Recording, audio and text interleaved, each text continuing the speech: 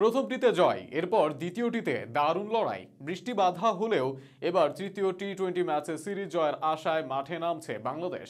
লিটন দাস ছিলেন ইনজুরিতে, এই ম্যাচে তিনি ফিরতে পারেন একাদশে। এদিকে বোলিংয়ে থাকছেন রিশাদ, তানজিম, সাকিব রায়। বাংলাদেশের সিরিজ জয়ের লড়াই কেমন হচ্ছে একাদশ, আর ম্যাচ নিয়ে খুঁটিনাটি থাকছে প্রতিবেদনে। আজ রাত পোহালেই ভোরে মাঠে নামবে বাংলাদেশ দল। নিউজিল্যান্ডের বিপক্ষে সিরিজ জয়ের ইতিহাস গড়তে মাঠে নামবে টাইগাররা।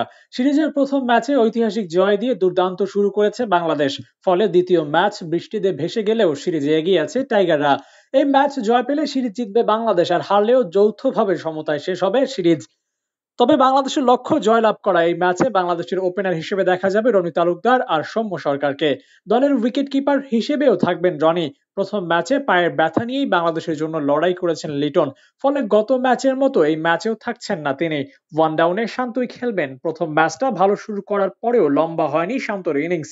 এই ম্যাচে ভালো কিছু করার চেষ্টা করবেন ক্যাপ্টেন। 4 নম্বরে এই ম্যাচে দেখা যাবে তাওফিক হৃদয়কে। এই ম্যাচ নিয়ে আজ কথাও বলেছেন তিনি। হৃদয় বলেন, আমাদের সবগুলো ম্যাচই এখন গুরুত্বপূর্ণ, যেহেতু টি-20 বিশ্বকাপের বেশি সময় নেই আর আমাদের হাতে অনেক ম্যাচ আছে সেটাও না। সামনে হয়তো বিপিএল আছে, এরপর সিরিজ। তো আমাদের প্রত্যেকটা প্লেয়ারের জন্য ম্যাচ অনেক বড় সুযোগ। আমরা চেষ্টা করব সুযোগ কাজে লাগানোর।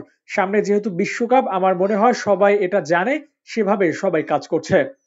তাওফিক হৃদয়ের পর 5 নম্বরে এই ম্যাচে আফিফকে দেখা যেতে পারে। লিটনের ইনজুরিতে তাকে আর একাদশ থেকে বাদ পড়তে হচ্ছে না। 6 নম্বর ব্যাটার হিসেবে শামীম পাটোয়ারিকে দেখা যাবে। 2023 সালে বাংলাদেশের হয়ে সর্বোচ্চ এভারেজে খেলা খেলোয়াড়দের মধ্যে শামীম 3 নম্বরে। এই বছর 40-এর বেশি এভারেজে ব্যাট করেছেন এই ব্যাটার। 7 নম্বর ব্যাটার হিসেবে স্পিন অলরাউন্ডার শেখ মেহেদীকে দেখা যাবে। প্রথম ম্যাচের নায়ক ছিলেন শেখ মেহেদী। বাংলাদেশ দলের জন্য সবচেয়ে ইতিবাচক খবর, বাংলাদেশ একাদশে লেগ স্পিনার রিশাদকে খেলাচ্ছে, তাও আবার বিদেশের মাটিতে। আর সেই লেগ স্পিনার কঠিন কন্ডিশনেও দারুণ করছেন। ফলে কালকের ম্যাচেও তাকে সুযোগ দেওয়া হবে। পেস বোলারদের নিয়েও খুব বেশি পরিবর্তন আনার সম্ভাবনা নেই। দুর্দান্ত ফর্মে থাকা শরীফুল আর মুস্তাফিজুর রহমানের সাথে তানজিম সাকিবকেই আরও এক ম্যাচ সুযোগ দিতে পারে ম্যানেজমেন্ট। অবশ্য বিকল্প হিসেবে আছেন হাসান মাহমুদ।